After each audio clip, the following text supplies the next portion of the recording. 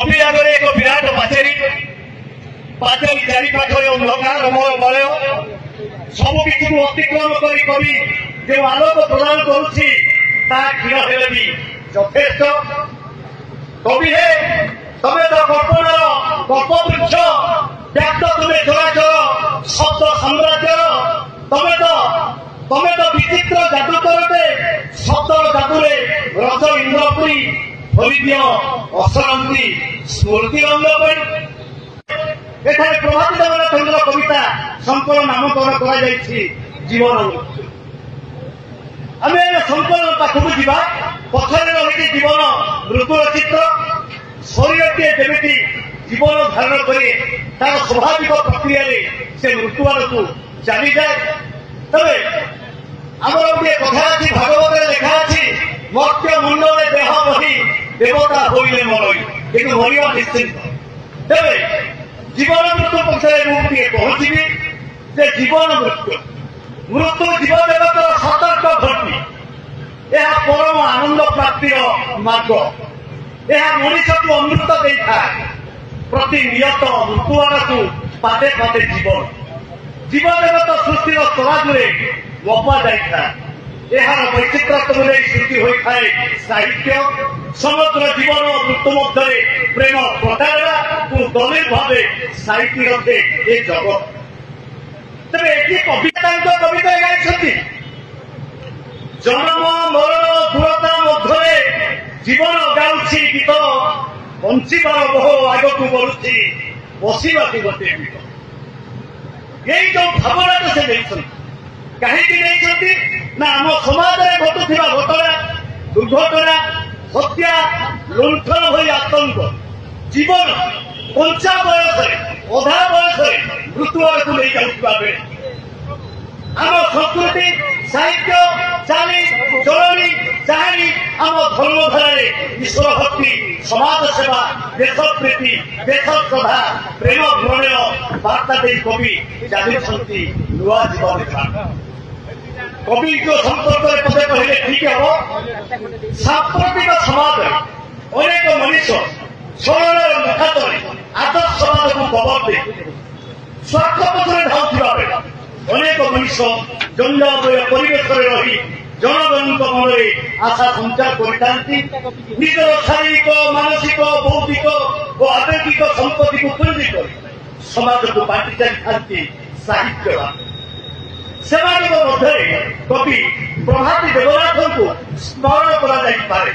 पारिवारिक गंजाल परिवेश मध्य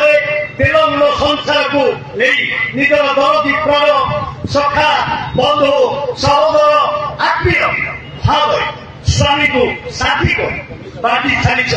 साहित्य सातटी श्रुति शब्द रंग गुड़े कवि समृद्ध होती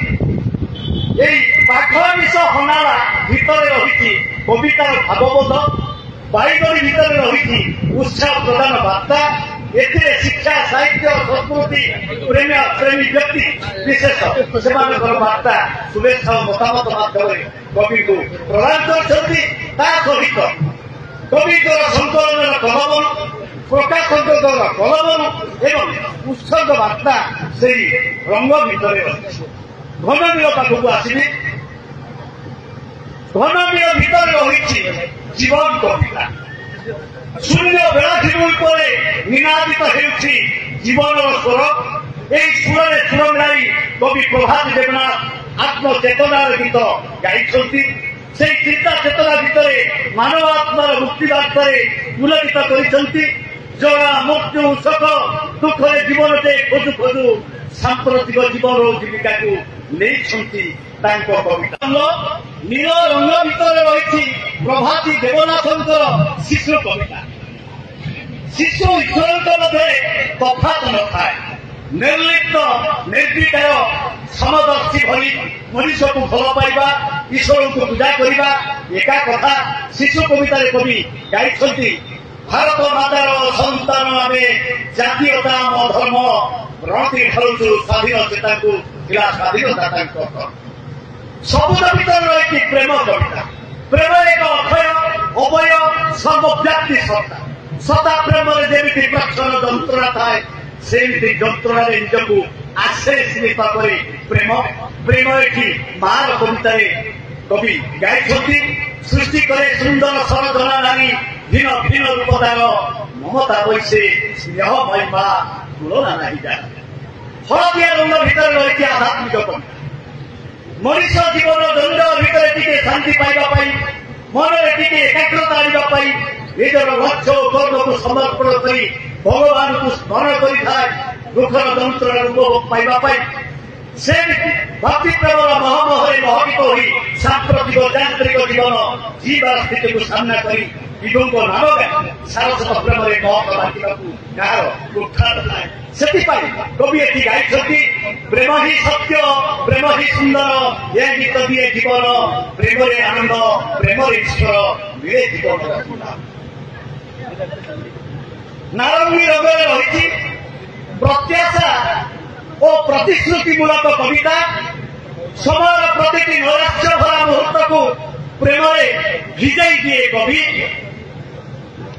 ସମୟର ସାମ୍ନା କରୁ କରୁ ସେ ଆପଣେଇ ନିଏ ସାରା ବିଶ୍ୱର ଦୃଶ୍ୟକୁ। ମଞ୍ଚାସୀନ ସମସ୍ତ ଅତିଥିବୃନ୍ଦ, ସଭାପତି ତଥା ମଞ୍ଚ ସାମ୍ନାରେ ବସିଥିବା ଆମର ଜ୍ଞାନୀ ଗୁଣୀ ସାହିତ୍ୟ ଭାଇ ଭଉଣୀ ମାନଙ୍କୁ ମୋର ଅଜସ୍ର ଅଭିନନ୍ଦନ, ଶୁଭକାମନା। ସମାଜର ହିତ ପାଇଁ ଯୋଉ ସାହିତ୍ୟ ଲେଖାଯାଏ ସେଇଟା ହିଁ ସାହିତ୍ୟ। ମୁଁ ତ ଆଗରୁ ବି କହିଥିଲି ଯେ ଆମେ ସମସ୍ତେ ଜଣେ ଜଣେ କବି, ସମସ୍ତଙ୍କ ଭିତରେ ଭାବନା ଅଛି, ଚେତନା ଅଛି। ସେଇ ଚେତନା ଭାବନାକୁ ଯଦି ଆମେ କଲମ ମୁନରେ ଭାବ ଦେଇକିନା ଉପସ୍ଥାପନ କରିବା ତେବେ ଯାଇକି ହୁଏ କବି। କବିତା ବିଭିନ୍ନ ପ୍ରକାର ହେଇଥାଏ, ଯୋଉଟା କି ସମାଜର ହିତ ପାଇଁ ହେଇଥାଏ। କବି ତ କଳ୍ପନାର କଳ୍ପତରୁ, ସେ ତ ଦ୍ୱିତୀୟ ଈଶ୍ୱର, ସେ ଅନେକ ପ୍ରକାର ଅନେକ ସୁନ୍ଦର ସୁନ୍ଦର କବିତା ଲେଖିଥାଏ। ସେଇ ଭିତରେ ଆମର ସବୁଠୁ ପରମ ପୂଜ୍ୟ ହଉଛନ୍ତି ଆମର ବାପା ମା, ଯିଏକି ଆମକୁ ଏଇ ସଂସାରରେ ଆସିଛନ୍ତି, ଆମକୁ ଭଲ ବାଟ ଦେଖେଇଛନ୍ତି। ଆମର ଧର୍ମ ସଂସ୍କୃତି, ଆମର ସନାତନ ଧର୍ମକୁ କେମିତି ବଞ୍ଚେଇ ରଖିବା, ସେମାନେ ହିଁ ଆମକୁ ରାସ୍ତା ଦେଖେଇଛନ୍ତି। ମୁଁ ଏତିକି କହି ଆଜିର ବକ୍ତବ୍ୟ ଶେଷ କରୁଛି। ନମସ୍କାର।